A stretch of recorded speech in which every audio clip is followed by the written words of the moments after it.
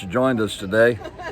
I'm here in wonderful Paradise Cove, and we have some really interesting things to discuss around our breakfast table today. And what we'd like to discuss is the fact of parenting.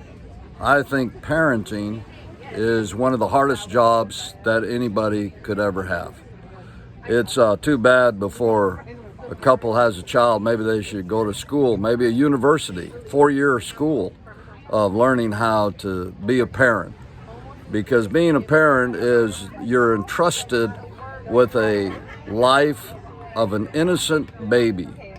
Now think for a moment, a baby has no ability to care for itself. It's completely dependent upon another, actually, for its survival.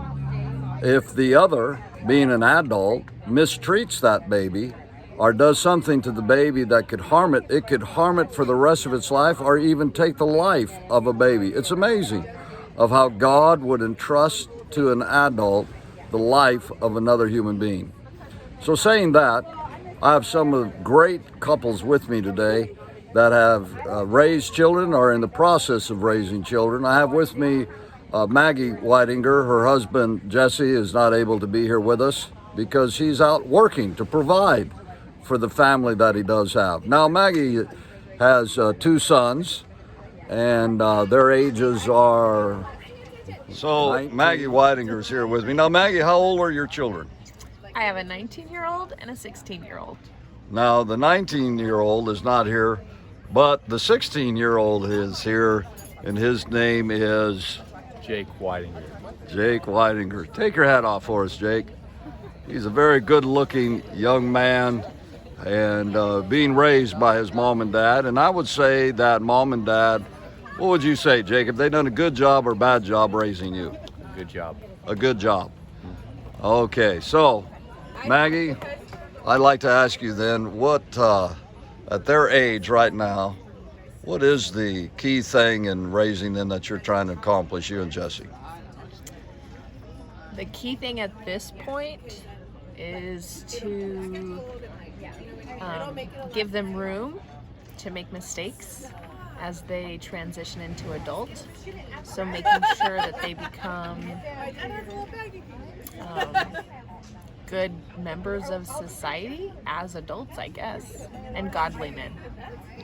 Okay, so in saying that, how is it that you're accomplishing this? Give me some specifics about, you said giving them room to make mistakes. Does that not make you afraid? Aren't you afraid that they'll make some really horrendous mistake and they end up in jail? Well, I think that always is maybe a little bit in the back of a parent's mind, but I think the important thing is that we all make mistakes, and to make mistakes is really normal. And I would rather them make those kinds of mistakes under our roof rather than to be an adult and to make some really serious mistakes. So, not being afraid of those mistakes is really important. And it's normal, like remembering that mistakes are normal. They have to make them. So is there anything specific, say that Jake here makes a bad mistake, how do you respond to that? Well, I think for Jesse and I, one of the biggest things that we do is communication. Creating moments of conversation and discussion. Taking the time to really listen to them, but also engaging in conversation that allows them to think about and consider more than just the now, but what's going on. What does it involve in the bigger picture? That's where they are right now, in their stage of life, is their abstract thinking is becoming more developed, and so when we can begin to have those conversations with them, they have the opportunity to think about more than just the now, but that there's more to it. And then what's really great is, I think, taking the time to listen, you actually get to hear where they're at and understand more of who they are, and understand why they made some of the decisions they did instead of just reacting and being angry with them, you actually get to hear where they're at. So I think you touched on a very good point about listening. I believe myself, I've raised 6 children, and one of the things, if they made a mistake, it was almost like you wouldn't listen to their reasoning. It's almost, as a parent, you don't even want to listen to them because it's made you afraid. Have you gotten really ever afraid for your children, fear for them, because they were making mistakes or they were going down a path that you didn't like? Jake being 16, he's still really under your control. Joe being 19, he's becoming more and more his own man. So is there any key points as far as listening, how to listen? Well, I think that, first of all, I think it's normal for parents to be afraid. You know, you've invested so much of your life into into your kids, and you love them so much, and you want the absolute best for them. You don't want to see them get into the troubles that maybe you got into, or even what's out there in the world today. So being afraid, I think, is a little bit normal. It's not allowing yourself to get caught up in the fear and respond out of that fear. So I think when taking the time to listen, we've gotten to go through a lot of life with him so far. And the one thing that I think that's helped us is knowing, first of all, that we've chosen to trust God with them. You know, that God is ultimately the one who has them in his hands. So no matter what happens, they're surrounded by God and by our family. You know, I know that not everybody has the opportunities we do, and I'm incredibly thankful for what God has given us, but that is a key part in how we've raised our kids, is close family. So sometimes you can't. Sometimes you're put in a situation where you can't listen, you can't hear as a parent. And so having other people around that can listen is really important, and having people that, as a parent, you trust, but then also that your kids trust too, that they can talk to them as well. I know a really great example was right before Joe decided where to go for college. He became really stressed out about the process without really realizing what it was, and didn't feel like he could really express himself to us quite yet, and knew that his aunt had gone through similar things, and so he called her and talked to her about it first, and then, you know, she called and talked to us, and then he did eventually come and talk to us as well, and we were able to work through it. But to me, I'm really thankful for that, because it's not just us, it's everybody else around him, and having those people around you that you trust too. They need other people besides just mom and dad that they can talk to and trust. So that's very good. With us today too is also Kevin and Michelle Weidinger, and they have 3 children. And Kevin, what are the ages of your children? 18, 16, and 11. And with us is the 16-year-old Andrew. He's with us, another strapping, good-looking man. And Andrew, would you like to greet the viewers of this cast? Hi, I'm Andrew Weidinger. Anything else to say? No. There's hundreds of people watching this, so now's an opportunity. No.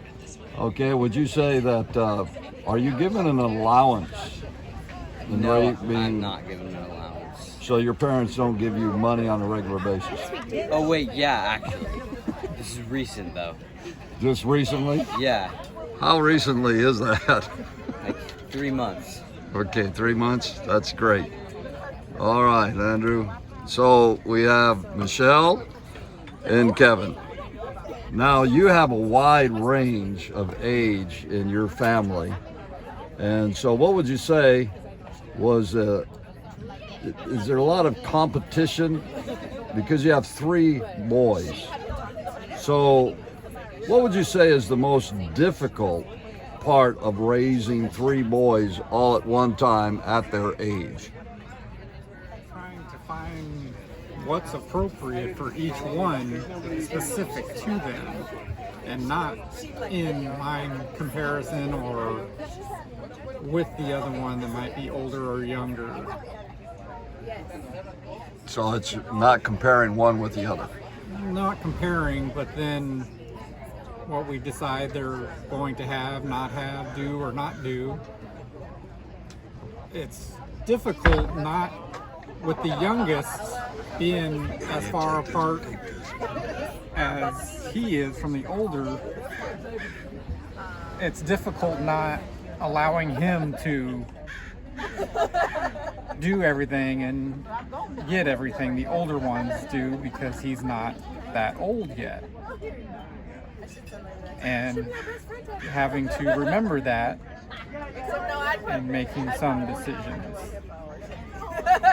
So one thing that I know is that life has to be taught. The baby, as I said, is born. You have 3 babies that came into your family, and now you are going to teach them about life. What is it? Maybe let's stay with Andrew. Well, him being here, I don't want to embarrass him. But let's just say we take Andrew here as an example.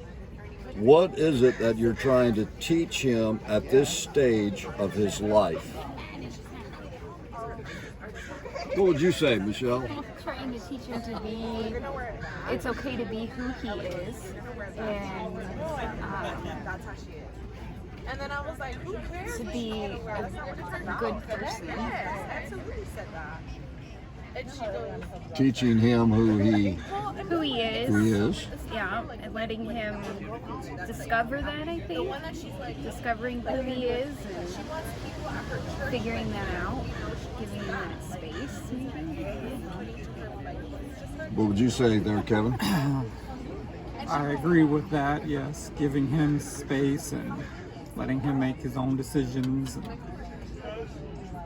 figuring things out and learning how to make decisions. And part of that, I think, this being the year he turned 16, he started driving, has a car, and so those decisions have bigger impact that he's learning how to know that and see the impact of the decisions of driving cars and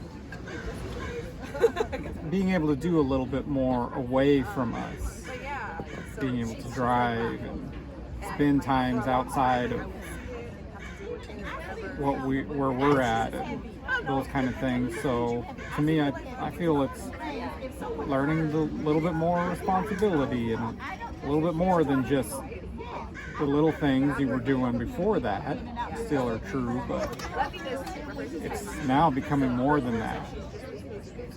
Well, one of the things as a parent of the responsibility of teaching them is that you're like you said, you're teaching them responsibility, how to be responsible. But another amazing thing is that there's consequences of bad decisions. So as parents, you basically hand out the consequence. Maybe a little bit more for the younger one, Will, being 10 years old. So if he does something bad, how do you measure consequences? And an old-fashioned word is discipline. You know, in my day, it was very easy. If there was bad decisions made, you administered pain. And and the level of pain was by the level of the bad choice that they made. So today, it's a little bit different. So how do you administer consequences of bad decisions to your children, whether the 10-year-old or even with Zach being the oldest now, he's like Maggie's Joe, they're pretty much on their own way and they're learning that bad decisions have consequences. They have freedom to choose, but then their choice has consequences, and the consequences are not, they can't choose them, they just come. So in raising them, I know there's a discipline in their lives. How do you, even as a couple, decide the consequences? I think it's learning as we go. We're definitely learning as we go, and maybe with Zach it was a little more extreme than maybe it should have been, and figuring it out as we go, for sure. Yeah, us as parents learning that of the decisions that get made that are not correct when it comes to easy one is just thinking about you're expected to make good grades in your school. They're smart enough, they're able to, and so make good grades. And if they're deciding not to do that, where not doing their homework, not doing studying, all of those different things, in that regard, a discipline around that is usually, for most of them, it's they lose things that they like to do. So in this day and age, everything is revolved around the phone. And driving now. And the older ones, not maybe Zach as much now, but for Andrew, might be okay, you're not going to be able to drive until you've corrected the mistakes you've made here. As a consequence to some of those things in school. For the youngest, for Will, he has his own phone screen and computer, and likes to play a lot of things on those, and he would lose that. His phone, we'd remove that, and he wouldn't have access to it, and until either he got it corrected or we felt it was a suitable amount of time.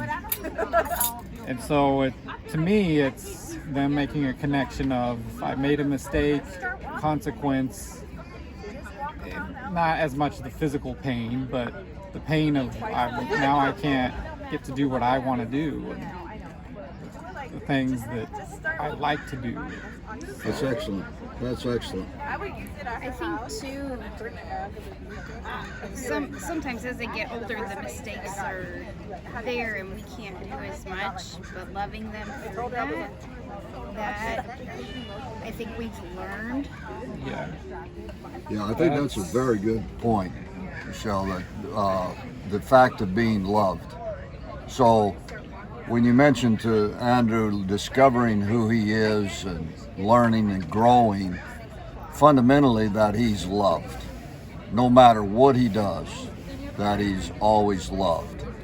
My question to you, and then also to Maggie, would be, how do you communicate love to them? I know that might be kind of but to get you to think of how you let them know you love them. What would you say is your method of that towards all your children? I think we communicate, I think Michelle does better at it verbally, telling them that we love them. But even when we're having to go through the disciplines and times of trouble and those things, to me, it's bringing it back to, okay, we love you, and we're not going to lose you, or they don't, helping them understand that we don't reject them. They'll always be our children, and that'll never ever change. And so, in a sense, because it's something I learned growing up and stuff, is I could mess up or they could make some big mistakes and things happen, but that doesn't mean they're not going to be our children anymore and have to go find somewhere else to live or be rejected by us, and we don't love them and we hate them or anything like that ever. And so I think that communication, we really wanted them to understand, and I know Michelle has, like I said, been maybe a little better communicating that, but also she's also helped me keep it where they could attempt to feel safe in that love and acceptance, and they can come to us as their parents and that we love them, and even if the mistake is bad, they can still come to us in those, whether telling us about them or we figure them out. We want them to feel that. I think too, it's hard, but separating those mistakes from who they are and not focusing on they did this, but rather, yes, you made a mistake, but that's not who you are at the same point. It's hard at moments, and I think we could probably do a little better with that, but trying to separate the mistake or whatever from them. Not focusing on that. That's really, really good. I would say also, Maggie, to ask you, bring you back into this conversation, is how is it that you're communicating love to Jake and Joe? I think Kevin and Michelle really hit it. You know, what they said is really true. It's loving them through those mistakes and through those consequences, and reminding them that, you know, no matter what. I love Jesse, how he always says, we're a team. We're in this together. No matter what happens, we're in this together. And so we will be with you and walk with you through this, whatever it is that they're going through the mistakes they've made and the consequences that come with those mistakes. We're in it together. So I think reminding them of that and providing an area where they feel safe. And then I think, you know, what Michelle said is so true, that separating the mistake out from who they are. You know, the mistake it's just a mistake. You know, they made a bad choice. We've all made bad choices, but that doesn't define who we are. And reminding them who they are. You know, reminding them, well, who does God say you are? And who do we say you are? And it should be the same.